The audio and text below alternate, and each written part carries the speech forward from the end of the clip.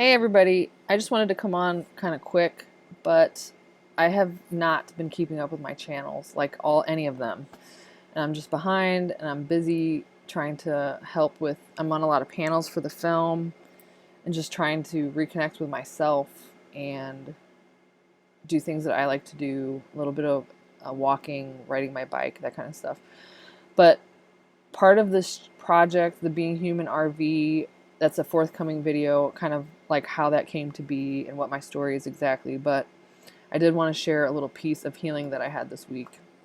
So part of the concept for the channel and the concept of the trip was that I need to reconnect with, like, what does it mean to be a human being and to have feelings without medicating them away or without running from them or without having to go to a therapist to talk about every little thing. To just trust myself and find my healing a little bit here and there along the way. But there's been very few moments in my life where I found like this profound, like life-shattering healing, I guess, like overnight, like this big aha or something. It's been gradual and slow and almost unnoticeable. And in the meantime, I was getting extremely harmed. So it's like you don't even know what healed and what didn't. And then you have to look back and try to figure out, well, what's left and what do I need to work on next? And maybe I don't need to work on anything at all because I just need to be a human being, which is kind of where I've been. But the other day I had some really profound thing happened. So there's a scene in the film from Medicating Normal that talks about I'm visiting Arlington National Cemetery because one of the sergeant majors in my he was in our unit, but not like in my immediate unit, but he shared a tent with us. So every morning I would go outside and smoke cigarettes with him, and we would talk and bullshit outside. And I just looked up to him as like a really strong leader and somebody I just really liked sergeant majors, like really strong leaders in the military. That I always looked up to that. I was always drawn to that. So he was that. So there's a scene in the film where I'm going to Arlington National Cemetery to visit his grave, and I'm just reflecting on, like, look what the war did to us, and look what the war did to my generation. And as I sat on his grave, I remembered thinking, I just imagined all the soldiers buried, like, in their dress blues, dress greens, whatever dress uniform they had for what branch of the military, and just being bones, and just the life that was left unlived because of a war that we shouldn't have been in probably in the first place. And like, what is war and what does it mean? And we gave up my whole generation is killed or dying by suicide now.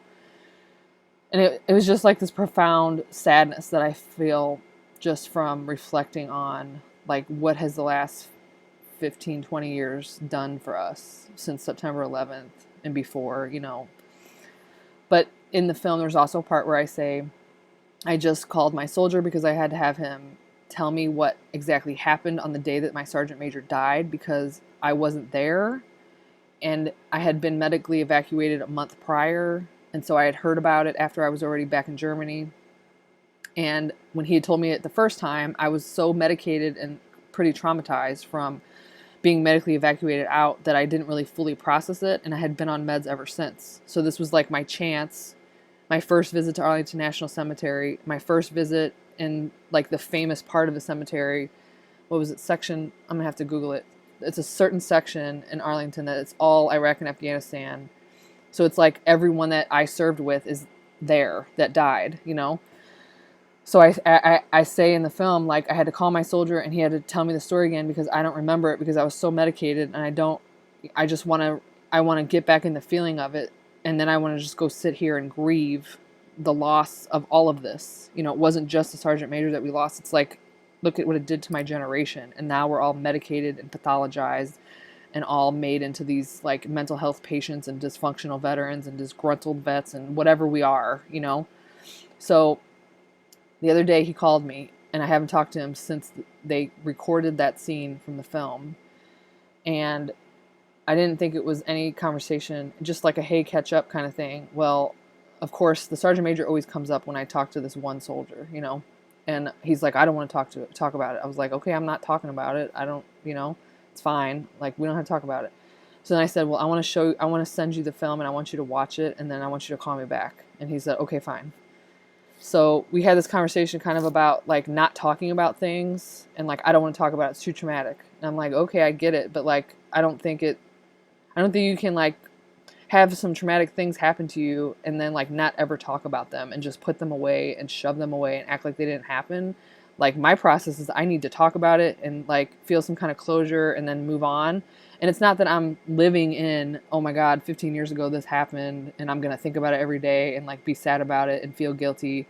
It's not like that at all. It's like it's just there in the background, and you know, Memorial Day you think about it, the day it happened you think about it, Veterans Day you think about it, maybe a commercial comes on you think about it. You know, I don't know how many times a year, but it's not something I live in, and I try not to even live in the other trauma that I experienced at all, but it's definitely in my cells. Like my body remembers all these things. So anyway, he watches the film, he calls me back, he's crying, and he says, oh my God, that was beautiful. And he starts to say, I didn't know that you had it so bad. Like I knew you had it bad, but I didn't know it was that bad. Like since the time I left the war and last time I saw him until now. Like I'm trying to think, how many years was that? 17 years. I cannot believe that. I just can't even believe it. 17 years gone by. So I haven't seen him in 17 years. And he said, I didn't know you had it that bad when you came home. And I'm like, well, I mean, it's not like I shot it from the rooftops how bad my life sucked after combat and after military and whatever. All those years, basically, for people that don't know me, and which will be in another video because I need to explain all of this, is that I was basically medicated by the VA and civilian providers a little bit here and there. But I was put on more than 18 drugs at the same time, mostly psychiatric drugs, and then a total of 40 psychiatric drugs in a 13-year period.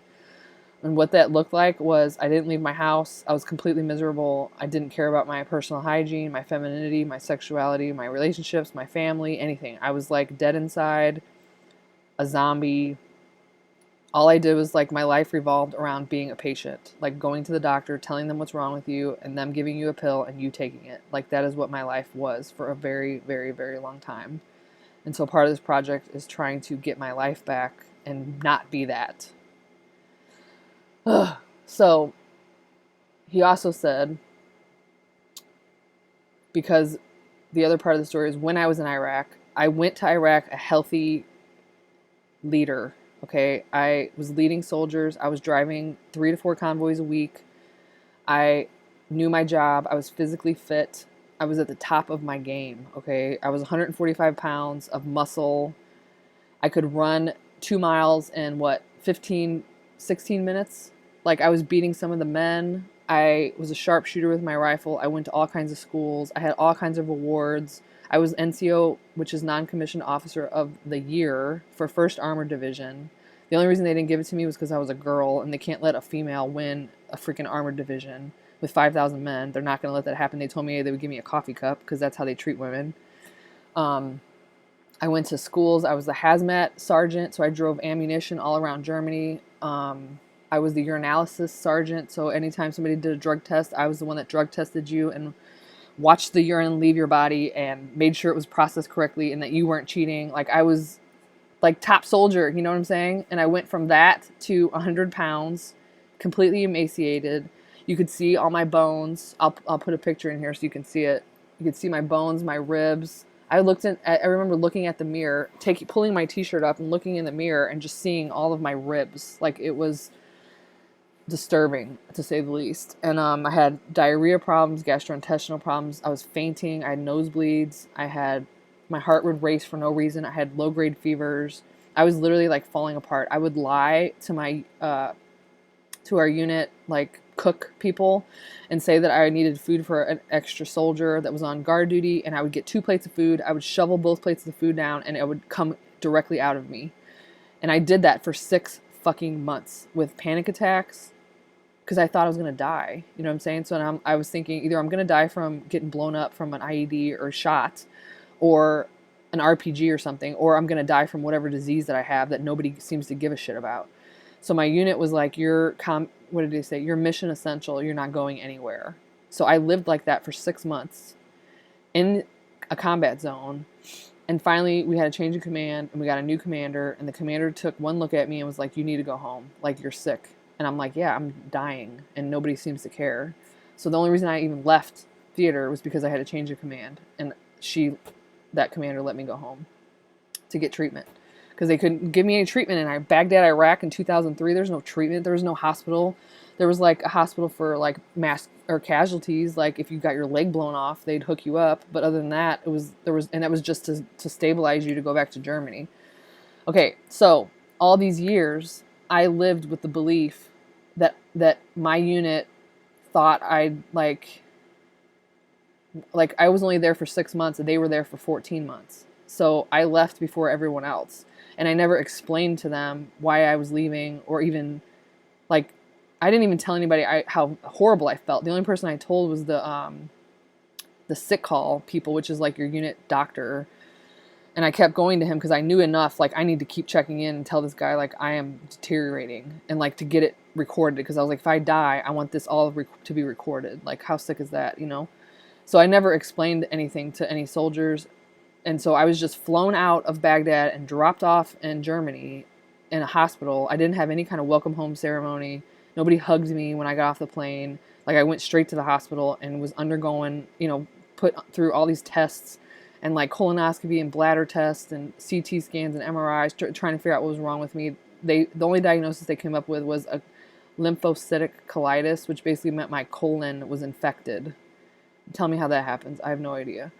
So I was treated with like antibiotics and then psych meds, because the day after I came home, the unit was hit by an IED, and one of my soldiers came back on a stretcher, wounded, bleeding, went through surgery. He told me what happened. I went straight to psychiatry to get help, and the help came in the form of 17 years of medication. So I've lived with 17 years of guilt, thinking that I left my unit too early, that I disappointed them, that most of them probably thought I was faking it, that most of them didn't see that what was really wrong with me, or that I was even sick and nobody cared about me, and I was just left and like that was it. Because when you take a warrior away from their unit, like it's not a good thing, you know? So the soldier that called me the other day said, Angie, we knew you were sick. We knew that he's like, we thought you were going to die. And I said, who's we? And he said, the whole unit. He's like, we saw you leaving for the airport that last couple days. And we were like, holy shit, she's going to die. And I don't know, but that did something to me. Just him saying that, like, it was like, I feel like people saw the suffering, even though I didn't say it. But like, I've lived 17 years without knowing that. And it just tore me up. I was crying so hard when he told me that. It was so important to me. I like stopped what I was doing and pressed record on the video camera, because it was like, I've been waiting for that, like a camel looks for a drink of water. You know what I'm saying? That people did see how bad it was, and that it was real, what really happened. And I have medical records, that from that period of time, that is like a huge box of medical records. So anyway, I just wanted to come on here to say that like sometimes your healing doesn't come like really fast. And sometimes you have to wait a really long time.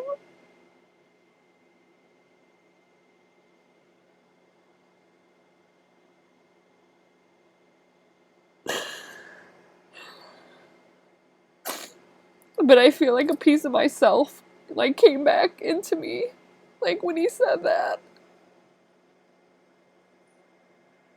And it makes me want to talk to more of my soldiers. And I've already met one on the road since I've been in the RV, and I didn't record anything. But me and her she was one of my, she was usually the driver and I was the passenger pulling guard duty. So we went through some pretty traumatic experiences together, and that was really healing for me too. So I don't know what this is going to turn into, but I need those parts.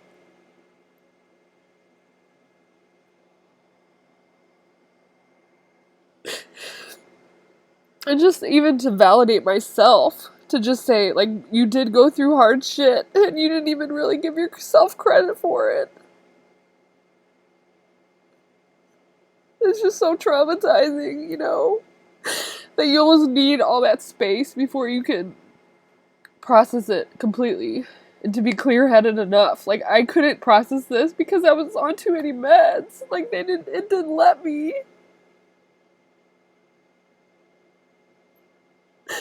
So anyway, I'm not even gonna apologize for all the crying.